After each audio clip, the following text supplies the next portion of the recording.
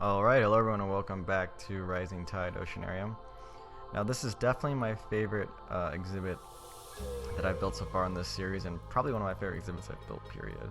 So what I'm doing in this, as I'm sure you can tell from the title, is an exhibit for harbor seals.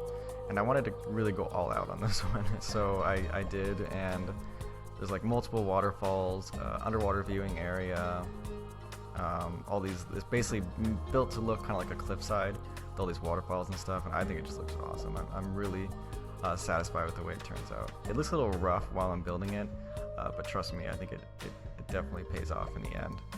So it wasn't hard. I shouldn't say it was hard, but it was time consuming because there's a lot of experimentation and you're having to, like you can see right now, just doing things and undoing and redoing and stuff. So, and the underwater viewing area that I made, that took some doing, because I had to get the stairs. You'll see in a second. You go through stairs basically to get down into it, and doing that to get it the level and stuff, that took a little bit of time.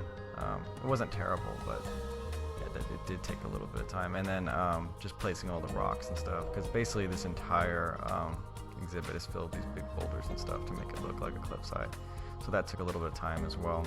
Yeah, I used all these right here and just used the elevated paths to make them, so I can make them higher and stuff. That's a pretty cool trick you can do.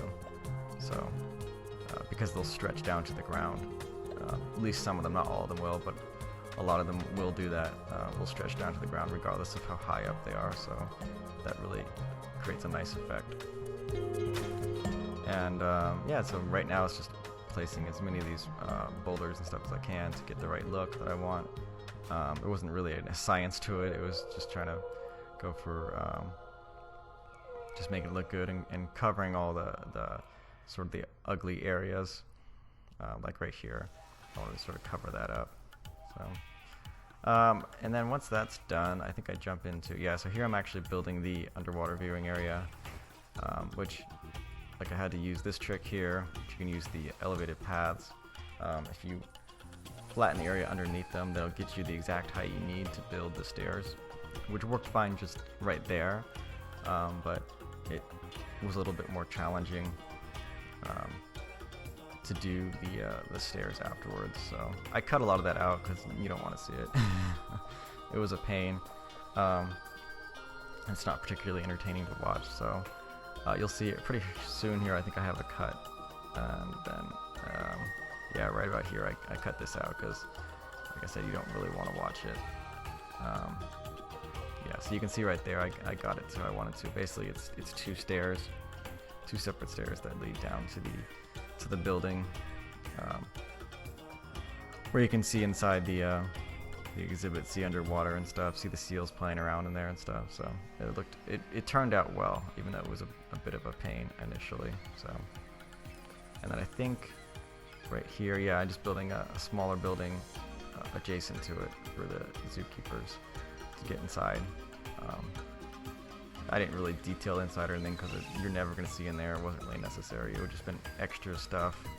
Had I put anything in there, it would just been extra stuff to sort of tax my system unnecessarily. And this zoo is already very taxing on my computer because there's just the sheer amount of foliage and rocks and stuff combined with the water. I'm hoping that it won't cause too many issues going forward, and won't have to cut the series short or anything, but we'll see. I mean, that's just sort of the way it goes with Zoo Tycoon sometimes, so we'll just go as far as we can. Yeah, so I basically finished with the water viewing area there, and then now I think the rest is just detailing with foliage and plants and rocks and stuff to the surrounding area of the exhibit. And I'm leaving a lot of spaces blank right now, as you can probably tell. Not particularly necessarily right around this exhibit, but in other areas that, like around the seabirds exhibit and stuff like that, because I haven't totally decided what I'm going to do with those areas yet, and I don't want to just put stuff there until I know what I'm going to be doing. So I also threw in this lighthouse with a little bit of a little bit of rubble around it. Just thought it looked nice, and sort of, like a fake lighthouse as a decorative item. Seems like something you'd definitely see in SeaWorld or similar park. Actually, I know for a fact to do, because I looked at some pictures and I saw stuff like that. So that's kind of how I got the idea. Now just putting some benches and donation boxes. I also go back and put donation boxes around the Seabirds exhibit, because I actually forgot that in the last one. So, and yeah, then I end up putting, so here I'm putting those donation boxes there. And I know I used one of those arches from Zeta Designs right here to just make the entrance look a little bit more interesting. And then I put some glass above it rather than just the plain white walls, like stucco walls that I had before. But that's pretty much it for the building, I think.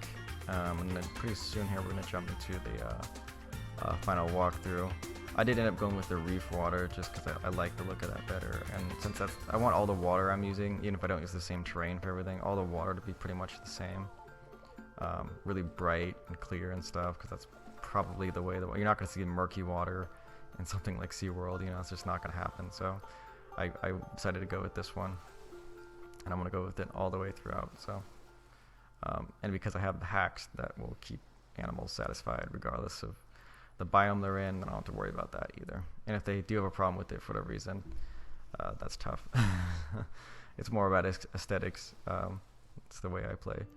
So yeah, just going through the final walkthrough here, you guys can see the exhibit. I love this view right here. I wanted to have like two distinct viewing areas that are really unique, like this one right here where you can see the whole cliffside and all the waterfalls. And then I put this shelter here where the seals will obviously pull themselves up on. You can get a really good look at them without it being too close. So that right mix of like realism and just looking cool and interesting, I guess, at the same time. And now we'll go down the actual underwater viewing area, which really actually turned out even better than I thought it would. I was a little bit skeptical when I was doing it, wasn't quite sure, but I think the view looks really good from inside, and you can sort of see, if you back up, you can see the nearest waterfall and the other ones in the background. So, but it seems a little bit dark to me. Actually, I did put a light underwater in there as well, and it didn't seem to do a whole lot. Not quite sure why that is. So it's a little bit darker than I'd like, but not really anything I can do about that. So that's pretty much going to be the end of the episode here, guys. We're coming up to the end here. So I do want to thank you guys for watching.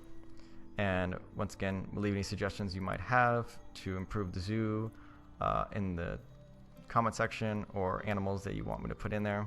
So, but yeah, thanks for watching once again, and I will see you all in the next one.